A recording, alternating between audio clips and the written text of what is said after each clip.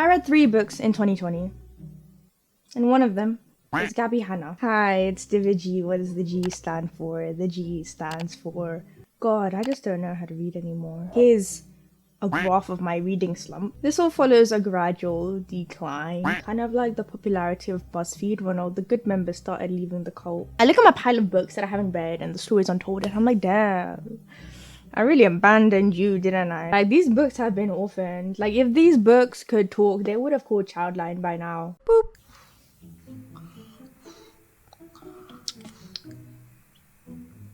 Hey. Hey. Hey, hi.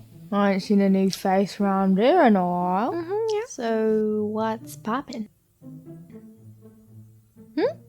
Oh, don't mind me, just watching. Oh, I respect you, elders. What do you mean? I'd make yourself comfortable, mate. Back of the queue. Bunch of whippersnappers don't have any respect for people nowadays. Yeah, I ain't getting through in a long time, Sonny. So entitled. Okay, boomer. You watch your tongue, young boy. You remember who you are, who made you, how you got here. Some of us ain't been touched in a long time.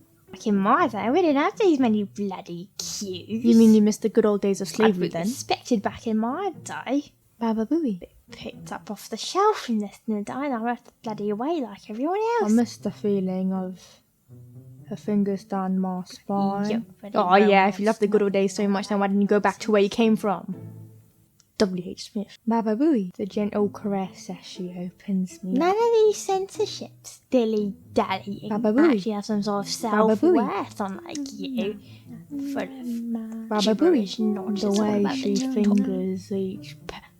List of reasons that I tell myself, and maybe you do too, about why we don't read anymore.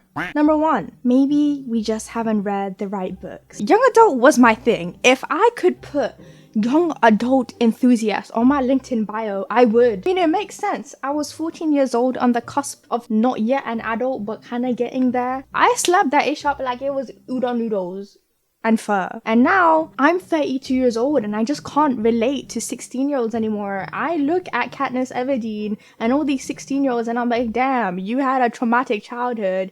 You're gonna need a lot of therapy when you're older. But I also feel like, damn, at the age of 16, I was crushing Oreos into milk and eating it.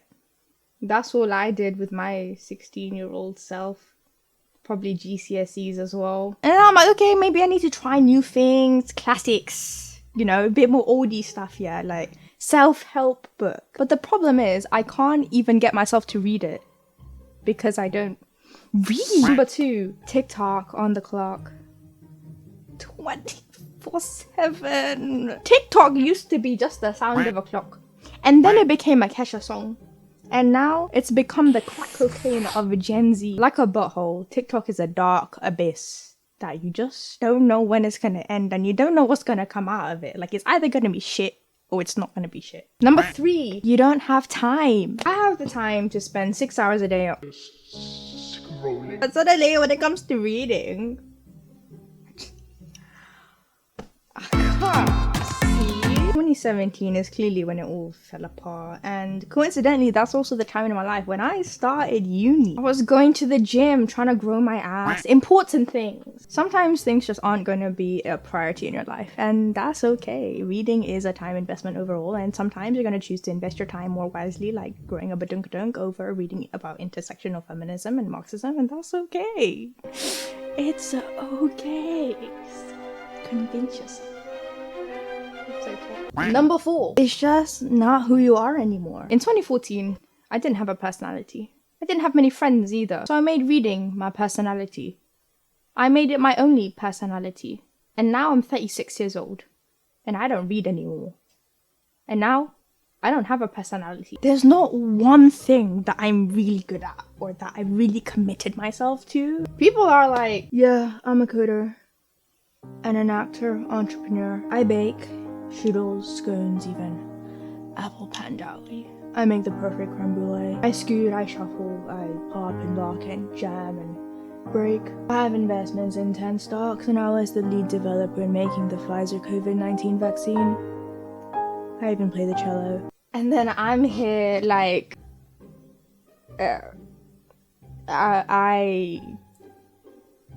it all just boils down to one thing. Like all the other problems in our world capitalism. With hobbies, I feel so trapped because it's like, if it's not a skill that I can monetize or I can do something productively with or make money out of it, then I feel like I'm wasting my time, because we live in an age of 7-year-old millionaires. The stress and weight of my family's poverty really weighs heavily on, like, okay, if I read this book, what if it becomes a waste of my time? What is the opportunity cost of reading The Psychology of Twilight? There's 12-year-olds who are making portraits of Jungkook look like it was from the Renaissance. And somehow, everyone else's successes becomes a failure of my own, even though it shouldn't be. But in reality, it's just a distraction from my own path. You know, as people say, everyone's on their own journey. And it's not just about books. It's also about my own channel. It's about all the art that I made, didn't make, could have made, should have made. Even on this own channel, I feel imposter syndrome, because I'm like, I don't even read books anymore. How can I call myself a booktuber? I don't engage with anything. Everything I do has to be better than the last one. My YouTube video has to make numbers, and if it doesn't, I'm like, well, I tried. Never doing that again. Like, a book has to change my life instead of letting things just be.